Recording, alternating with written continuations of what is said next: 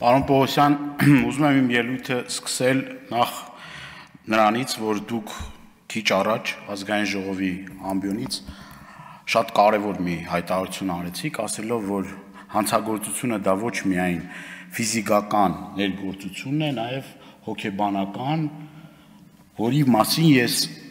իմ հարց ու պատասխանի ժամանակ հենց ձեզ ասեցի։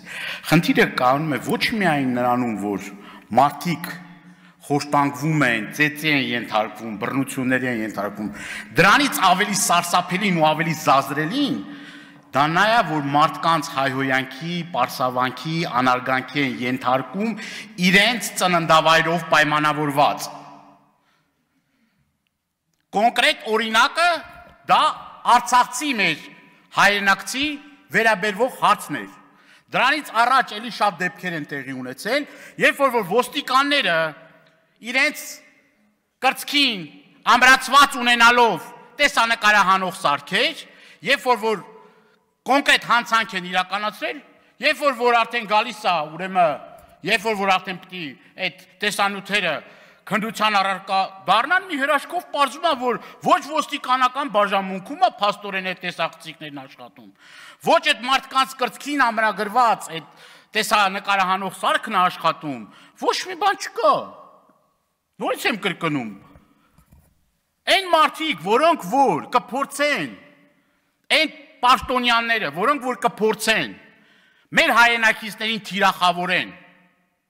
եւ ոչ միայն ֆիզիկական, այլ հոգեբանական ներգործության կենթարկեն եւ կփորձեն անվանարկել, հայհոյել, սպառնալ, այդ մարդիկ պիտի արժանանան ամենախիստ պատժին։ Դա ներազգային պարակտում է մտցնում, դա մեր ազգը բաժանում է մասերի եւ դա մեր ազգային անվտանգության խնդիրն է։ Դրանից ավելի լուրջ հարց չկա եւ որևէ մեկը թող չփորձի կոծկել, ծածկել կամ փորձել ժամանակի առումով շահել, տարիների ընթացքում մոռացության մատնել այս կամ այն գործը։ Չի լինելու։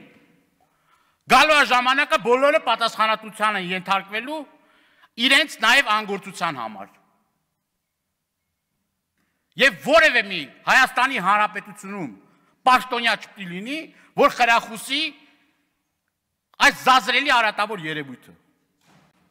Եվ հիմա, երբ որ ասում ենք, որ բացի նրանից, որ մարդուն խոշտանգման են ենթարկել, նաև պետք է տարվի ոստիկանները դատաբժշկական փորձաքննության ենթարկվեին։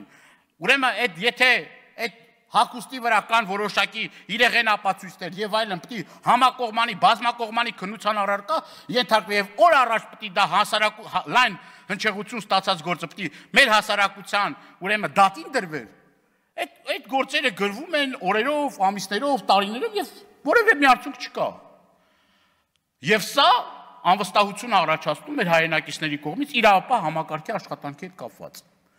Օրերս էլի աղմկոտ, աղաղակող շատ դեպքեր են եղել, հետաքննող լրագրողի, բլոգերի եւ այլն։ Անկախ նրանից ում եք սիրում, ում չեք սիրում, ով է ձեր սրտով, ով չի ձեր սրտով, դա 100-րդական հարց է։ Ես ուզում եմ շնորհակալություն հայտնել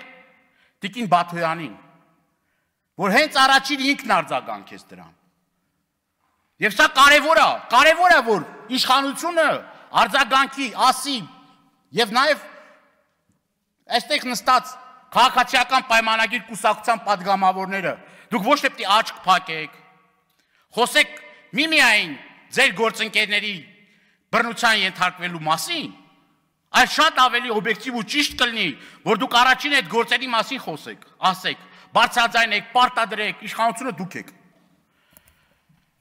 Կարող է էլի շատ անձնական թվա, ես այս վերջերս կարող շատ եմ անձնական օրինակներով բերում։ Սկզբից իմ մեքենայի հետ կապված գողության, այրելու փորձի հետ կապված։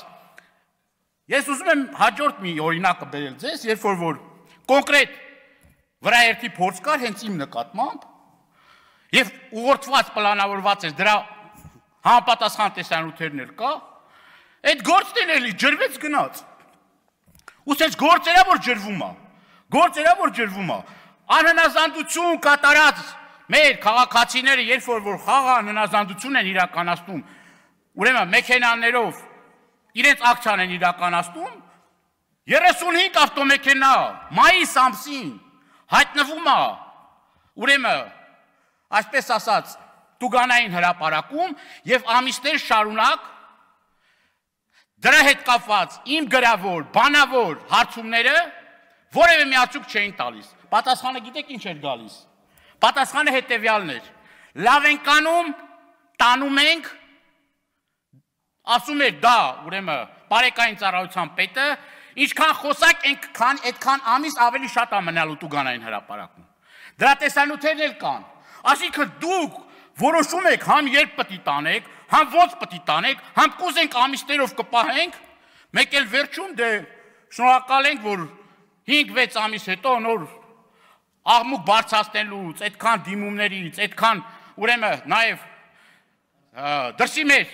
գործընկերների կողմից պատշաճ գնահատականի արժանանալուց հետո տեստևերով հնարավորություն չկա, մարդկանց մեքենաները հետ տրվեցին։ Գողություններ է կատարվում, այդ գողության ուրեմն տեսանկարահանող սարքերից իրապահ համակարգի գործառույթը մենք կատարում ենք, այդ տեսանյութերը հանում ենք, տրամադրում ենք քննություն իրականացնող մարմնին, ասում ենք կոնկրետ այս մարդիկ են այս դեպքը կատարել, գողության դեպքն էլ, խոշտանգման դեպքն էլ, էսել են էլ, այն որ ասում է, ծամում եք, դնում եք բերանները, որ գործը տեղից շարժվի, չի շարժվում, չի շարժվում տեղից։ Սա խոսում է նրա մասին, որ այն հանցագործությունները, որոնք որ պատշաճ գնահատականի չեն արժանանում, այն հանցագործությունները, որոնք որ մնում են անպատիժ, ծնում է նոր հանցագործություններ, եւ դրա համար է որ հանցագործությունների թիվը Հայաստանի Հանրապետությունում շեշտակի աճել է։ Հիմա էլ ասում են դե գիտեք ինչ կա, մեզ չեն դիմում, ինչի պետք է դիմեն, եթե 4-5 անգամ իրապահ համակարգին դիմում են, գողության համար, խոշտանգման համար, վրաերթի համար, նրա համար, գործը տեղից չի շարժվում, ինչի պետք է դիմեն։ Էլով պետք է դիմի, ավելորդ ժամանակ ունի կամ նյարդեր ունի, ընկնի ստենդե, ապացույցները հավաքի, բերի սեղանին դնի, էս անի, մի հատ գործը տեղից չշարժվի։ Էսա ձեր կառուցած իրապահ համակարգը, որով որ դուք հպարտանում եք, ուրախանում եք, ցնցվում եք, բայց ես դե ուրախանալ ու ցնցվելու առիթը չեմ տեսնում։ Քաղաքական որոշումներով պայմանավորված որոշումներ են կայացվում, ծայրից ծայր։ Եվ դրա պատասխանատվությունը կրում է գործող իշխանությունը։ Եվ դրա համար է, որ այսօր մենք հայտնվել ենք մի իրավիճակում, երբ որ կրիմինալը վխտում է, երբ որ ամեն պատժեստում, ամեն մի բակում ռազմորկանները վերջանում են դանակահարությամբ, երբ որ ամեն մի այգում զակլատկանները եւ թմրամիջոցի շրջանառությունը հասել է այն երևակայելի մի աշճանի, երբ որ մենք կանգնած ենք լրջագույն մարտահրավերների խնդիրների առջև, երբ որ նորից եմ կրկնում, մեր սահմանը հատում է եւ Հայաստանի Հանրապետությունն է ներմուծվում ահռելի քանակությամբ թմրանյութեր, այդ թմրանյութերը հայտնվում է կրթական հաստատություններում, մատաղ սերունդը նստած է թմրանյութերի վրա, եւ սա չի արժանանում պատշաճ, նորից եմ կրկնում, գնահատականի, բայց ձեր գործը ո՞րն է։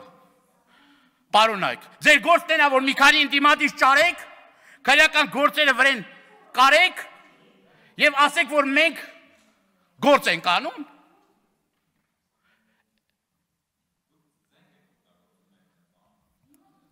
Խնդրում եմ, եթե որևիցե մեկը ի վիճակի չի լսի, կարա դուրս գա դահլիճից։ Ես որևիցե մեկին չեմ խնդրում, որ ստեղ նստի եւ իմ ելույթները լսի։ Լռություն դահլիճ։ Դե ուրեմն լռություն դահլիճում լսեք ինչ եմ ասում, ես ոչ մեկին էլ չէի խանգարում, ինձ էլ մի ընդհատեք։ Ամփոփելով խոսքս, ասեմ, որ ցանկացած իշխանության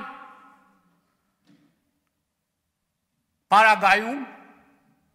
այդ ժամանակվա տեղի ունեցող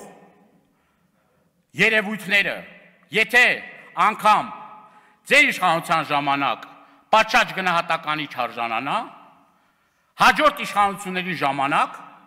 ցանկացած գործ մանրակրկտորեն ուսումնասիրվելու է եւ տալու է պատշաճ գնահատական։ Ես նաեւ քանի որ իմ ժամանակը մի քիչ խլվեց, ես մի քանի վարկյան դեռ ունեմ, խնդրում եմ նաև մի քիչ էլ ավելացնեք։ Ես ուզում եմ նաև ձեր ուշադրությունը հրավիրել ոստիկանների կողմից պատգամավորներին թիրախավորելու եւ ոստիկանին ոչ վայել վարքագծի հետ կապված։ Էլի ուղիղ եթերում ոստիկանները, ոչ բոլորը, կան շատ պատվելի, հարգելի ոստիկաններ, որոնք որ իրենց չափը գիտեն, եւ կան ոստիկաններ, որոնց պետք է իրանց տեղը ցույց տաս, թե ում հետ ոնց կարելի է խոսել, եւ ինչպես պետք է դիմել եւ ինչպես պետք է վերաբերվել